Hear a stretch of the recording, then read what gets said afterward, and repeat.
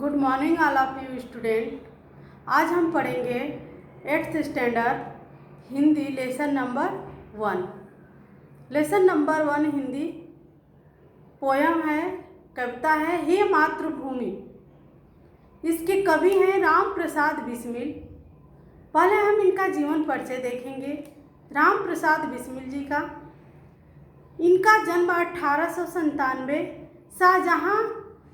शाहजहाँ नामक गांव में उत्तर प्रदेश में हुआ था।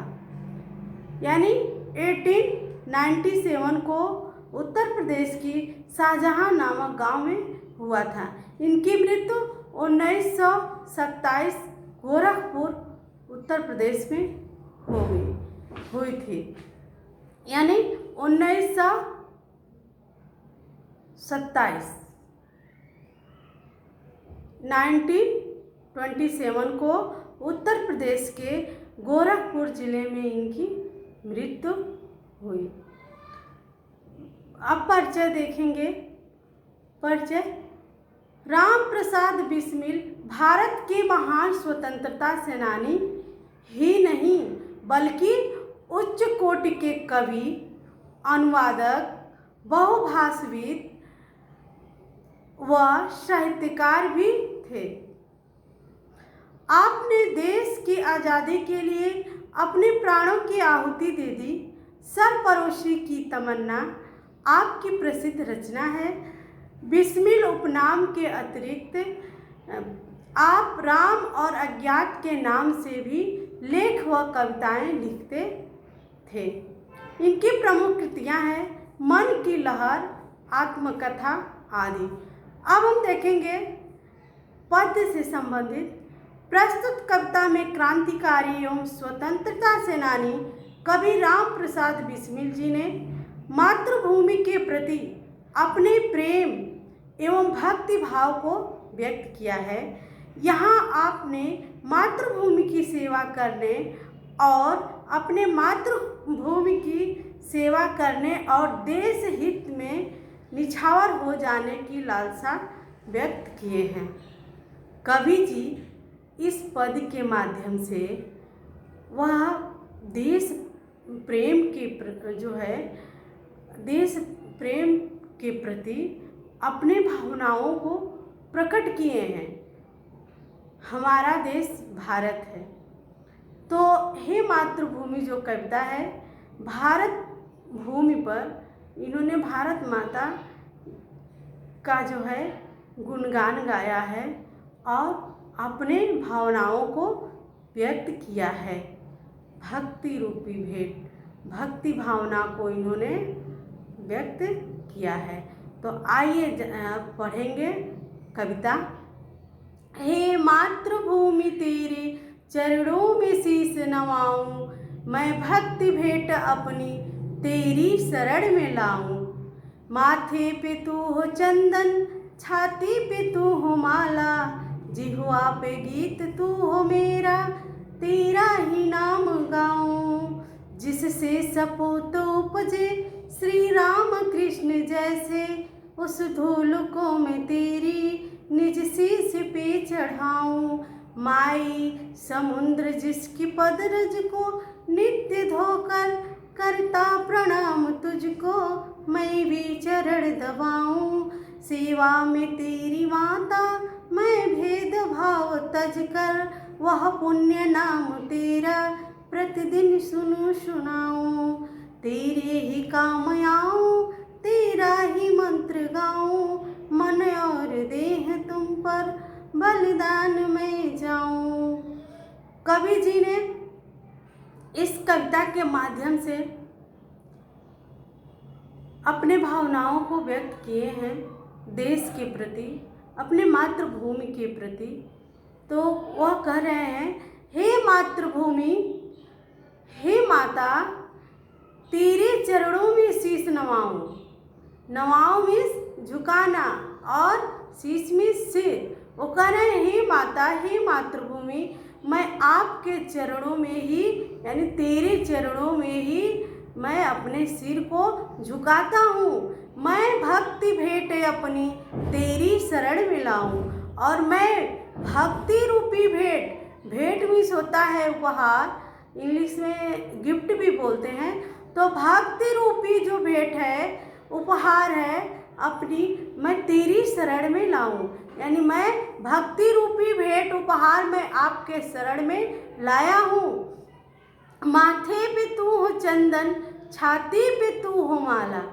और हे माता, हे मातृभूमि, माथे मतलब मस्तक पर, मस्तक पे आप क्या हो? चंदन के समान आप ही हो, विराजमान हो। छाती पे तू हो माला, और जो मेरा छाती मीन्स हृदय, हृदय पर आप माला के रूप में सुशोभित हो, शोभायमान हो। जिह्वा पे गीत तू हो मेरा, और मेरे जिह्वा पर क्या? जिह्वा पर गीत आपके ही नाम का है। आपका ही गीत यदि गाऊं तो आपका ही गीत गाऊं, तेरा ही नाम गाऊं, और तेरा ही क्या करूं? गुणगान गाऊं। नाम गाऊं मीन्स होता है गुण, बखान करना, गुणगान करना। तो मैं क्या, कवि जी कह रहे हैं कि जिह्वा पे आप ही हो, आपका ही गीत गाऊं, और आपका ही मैं क्या करूं? गुणगान गाऊं। जिससे सपूत उपजे, जिससे, जिस धरती पर सपूत उपजे, सपूत मीन्स होता है सुपुत्र, उपजे मीन्स जन्मे। जिससे, जिस धरती पर सपूत सुपुत्र जन्मे, श्री राम कृष्ण जैसे, श्री राम कृष्ण जैसे, उस धूल को मैं तेरी निज शीश पे चढ़ाऊं। कवि जी कह रहे हैं कि हे माता, जिस धरती पर यानी महान पुरुष राम कृष्ण जैसे इसी भारत भूमि पर जन्मे थे, और बहुत महान योद्धा, तपस्वी, सन्यासी सब जो है भारत भूमि पर ही इसी धरती पर जन्मे हुए थे। तो हे माँ, ऐसे मतलब इस धरती की धूल को मैं क्या करूं? मैं निज माने अपने शीश पर चढ़ाऊं। शीश मीन्स सिर पर मैं चढ़ाऊं। माई, हे माता, समुद्र जिसकी पदरज को नित्य धोकर, समुद्र, समुद्र जिसकी पद मीन्स पैर और निज मीन्स रज मीन्स धूल होता है, तो जिसके पैरों के धूल को नित्य धोकर समुद्र करता प्रणाम तुझको। यानी जिस माता, ये माता आपके पैरों के रज को यानी धूल को समुद्र डेली रोजाना नित्य धो करके प्रणाम करता है, वे मैं चरण दबाऊं, मैं वे उस चरण की सेवा करता हूँ, सेवा करूँ। सेवा में तेरी माता मैं भेदभाव तज कर, और हे माँ, मैं आपकी सेवा में भेदभाव तज कर, भेदभाव ऊंच नीच जाति पाति का भेदभाव तज करके मैं क्या करूं? आपकी सेवा करूं। और वह पुण्य नाम तेरा, पुण्य मीन्स होता है पवित्र, वह पवित्र नाम तेरा प्रतिदिन सुनूं सुनाऊं।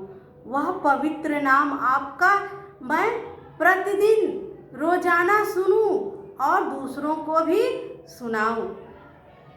तेरे ही काम आऊं, तेरा ही मंत्र गाऊं, तेरे ही काम आऊं, तेरा ही मंत्र गाऊं, मन और देह तुम पर बलिदान में जाऊं। कवि जी कह रहे हैं कि मैं काम भी आऊं तो तेरे काम आऊं। माता, हे मातृभूमि, मैं काम भी आऊं तो आपके काम आऊं, तेरा ही मंत्र गाऊं, और कोई मंत्र भी गाऊं तो वो तेरे नाम का ही मंत्र हो, मैं तेरे नाम का ही मंत्र गाऊं। मन और देह, देह में शरीर, मन इच्छा और शरीर से मैं क्या करूं? तुम पर बलिदान में जाऊं। यानी मैं तुम पर अपना जो है सब कुछ मन तन धन से जो सब कुछ है मैं अपने आप को न्यौछावर कर दूं। आप कभी मतलब मेरी आवश्यकता पड़े तो मैं क्या करूं? मैं तन मन देह से सब पर जो है सबसे मैं आप पर बलिदान जाऊं। प्राणाहुति, बलिदान मीन्स होता है प्राणाहुति, प्राणार्पण, यानी मैं आहुति दे दूं, प्राणों की आहुति दे दूं। तो कवि जी इसमें देश के प्रति भक्ति भाव को जागृत किए हैं और सबके दिलों में यही मतलब भावना जागृत करने का प्रयास किया है कि अपने देश के प्रति प्रेम करो, स्नेह करो और लगाव रखो और अपने मन तन धन से अपने देश के लिए हमेशा तत्पर रहो। अब हम शब्दार्थ देखेंगे। शब्द नवाना मीन्स होता है झुकाना, सिर मीन्स शीश मीन्स सिर, भेंट मीन्स उपहार, जिह्वा मीन्स जीभ, सपूत मीन्स सुपुत्र, उपजे मीन्स जन्मे, निज मीन्स अपना, पद मीन्स पैर और रज मीन्स धूल, तजकर मीन्स त्याग कर, बलिदान मीन्स प्राणों की आहुति, प्राण आहुति, देह मीन्स शरीर। अब आप लोग क्वेश्चन लिखो। क्वेश्चन है, फर्स्ट पर लिखो,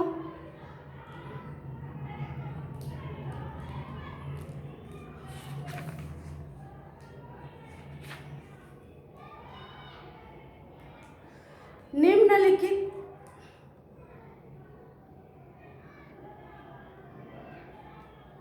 शब्दों के वचन बदलकर लिखिए। चरणों, सपूत, माला, माथे, इन शब्दों का वचन बदलना है। वचन में जानते हो ना, एक वचन बहुवचन, तो जो बहुवचन है उसका एक वचन में करना है और जो एक वचन है उसको बहुवचन में करना है। अब लिंग पहचान कर लिखिए। इसमें है माला, सेकंड पे चंदन, थर्ड पे धूल, फोर्थ पर शीश।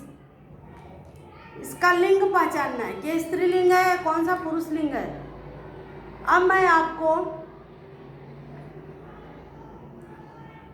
दे रही हूँ एक क्वेश्चन। कवि मातृभूमि के प्रति अर्पित करना चाहता है। कवि मातृभूमि के प्रति अर्पित करना चाहता है, क्या आपको लिखना है। थर्ड पर है, कविता की पंक्तियां पूर्ण कीजिए। कविता की पंक्तियां पूर्ण कीजिए। सेवा में तेरी डैश डैश बलिदान में जाऊं, ये 4 लाइन की कविता है। इस लाइन को जो है आपको पूरा करना है।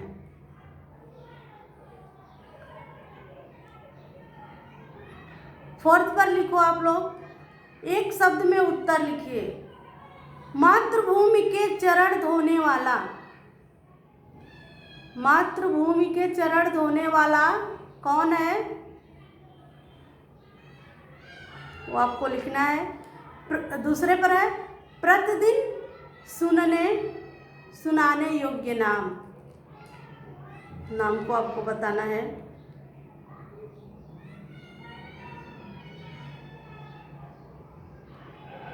और फिफ्थ पर एक लिख लीजिए, निम्नलिखित शब्दों में प्रत्यय जोड़कर नए शब्द बनाइए। प्रत्यय जोड़ना है। बलिदान, सेकंड पर है पुण्य, पुण्य, इसमें आपको प्रत्यय लगाना है। यदि ई प्रत्यय लगाओगे और वान प्रत्यय लगाओगे तो ये जो है कि नया शब्द जो है बन जाएगा। ओके, तो आपको 5 क्वेश्चन दिया। और हाँ, आप लोग इस पोएम को जो है अच्छे से नोटबुक में लिख लेना, गुड राइटिंग में। ओके। अब आपका ये लेसन कंप्लीट हुआ।